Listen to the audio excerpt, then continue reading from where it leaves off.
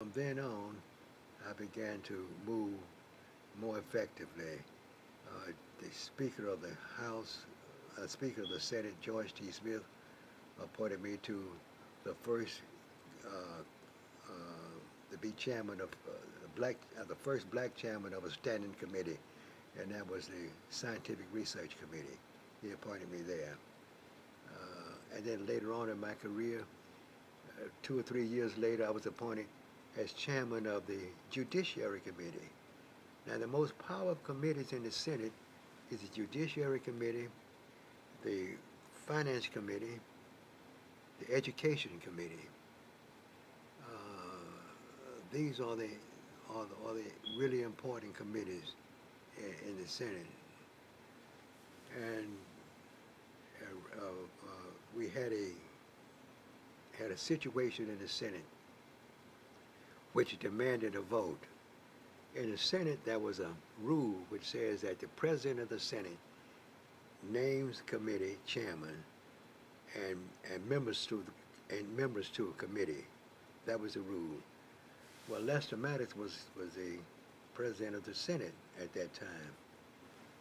The governor was Carter. Carter wanted to change the rules so that committee chairmen and members of the committee would be appointed by a committee and not by the lieutenant governor. That was the issue. So I sat back and watched the senators on both sides fight with each other. And when it appears that it was going to be very close, Carter came to me. Carter sent for me, and I went to his office. And he said, "Senator, I need you to vote with me on this bill." And I said, "Governor, I want to be chairman of the Judiciary Committee." And he says, "Oh, I don't know that I can do that. I don't know, but I'll appoint you chairman of the committee dealing with alcohol beverages,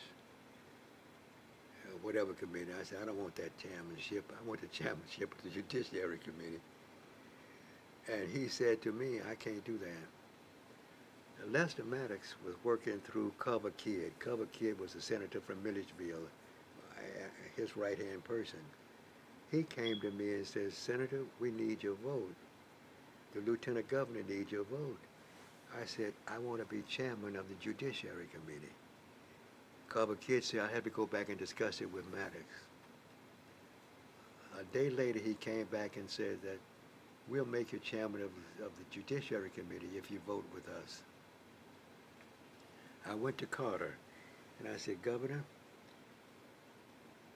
the lieutenant governor and his people have offered me the chairmanship of the Judiciary Committee.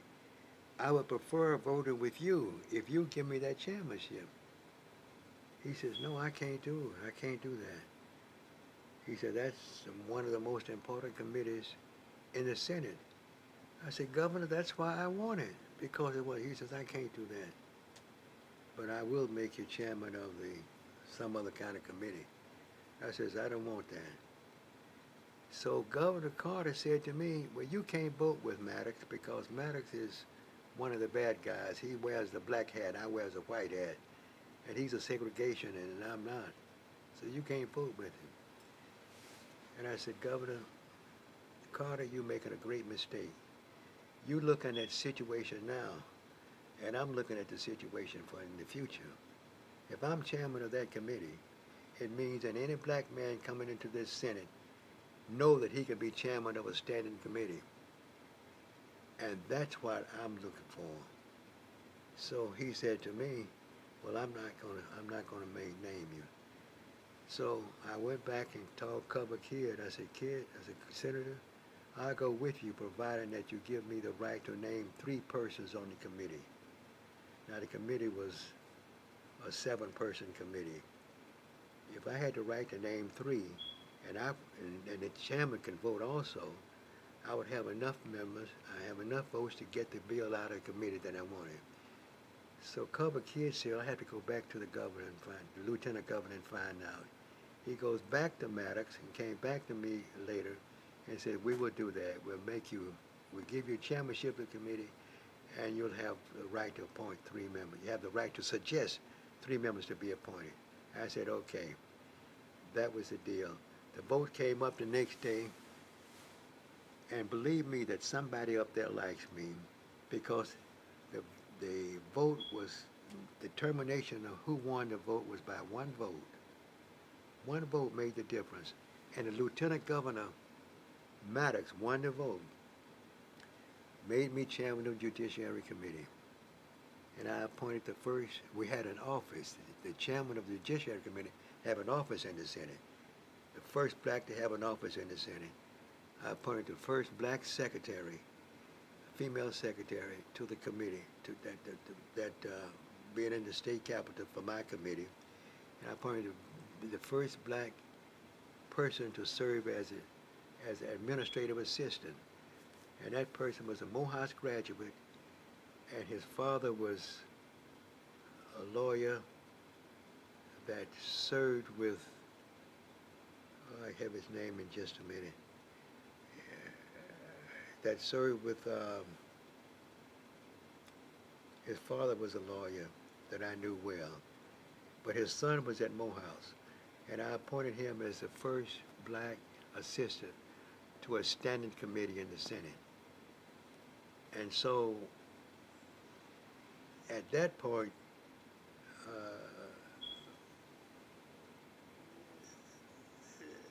I had no problems with the senator speaking to me and not speaking to me. From that point on, I was accepted, what I think, into the inner sanctum. Began to move with effectiveness. But what I learned from that experience is that in politics, you get not what you deserve, but what you can negotiate. Now, I deserved the chairmanship because I was qualified. I had a lawyer, a degree from Morehouse, a degree from Atlanta University in political science, a degree from from my law school. So it wasn't a question of credentials. But I learned that in politics, you get not what you deserve, but what you can negotiate. And I was able to negotiate that very effectively. But that's a part of Michael, of my relationship. One other thing, let me just say, when I knew that I had been accepted by the senators, I was a member of the Finance Committee. And a senator by the name of Hollis, Senator Hollis, from Albany, Georgia, was chairman of the Finance Committee. Well, there were about 25 people on the Finance Committee.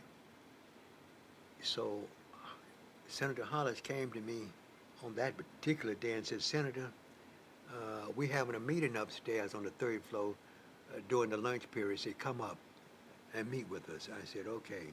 He didn't tell me what the meeting was about or anything like that.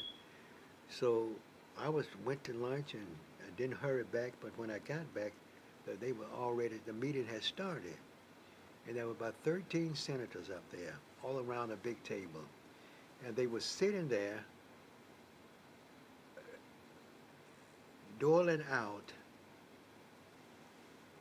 They were sitting there determining what these 13 senators needed from the budget to go back into their district. And when I walked in the room, I sat there, and they asked Senator Kidd, said, Senator Kidd, what do you need? And he says, I need $50,000 for Milledgeville Hospital or something of that nature. And they go around the table and say, what do you need, Senator? One senator from North Georgia said, I need $25,000 for something in his district.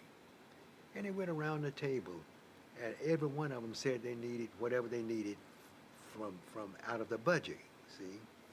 Well, I sat there with amazement, because I always thought when we got to the to the committee meeting, the question came up about who's going to get what. As always done in the committee meeting, you have to stand up and have to state what you wanted and have to justify it and you have to vote on it. See, that was not so.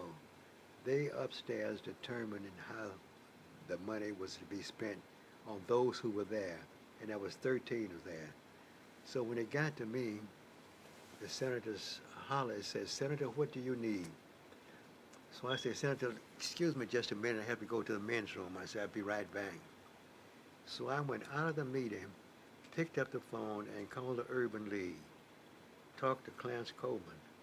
And I said, "Clarence, I got an opportunity to get some money for the Urban League, but I got to have a program, a project. Do you have anything?" He said, "We have a program trying to teach black folks how to pass the merit examination, and says we need about $50,000 to do that as seed money." I said, "Okay, Clarence, that's all I need." I go back into the committee meeting, and then when Senator Hollis get back to me, he says, "Senator, what you need?" I said, "Senator, I need $50,000 to teach Georgians how to pass the civil service bill, how to pass the civil bill." He says, "Okay, who do you want to handle it? What source of government you want to handle it?" I said, "I want it to be handled through the Department of Labor." And that was Sam Caldwell, who was who was Commissioner of Labor, but he was my dear friend. So I said, "I want to handle it through the Commissioner of Labor." He said, "Okay." So I got my $50,000 in the budget. We went back downstairs after the meeting, after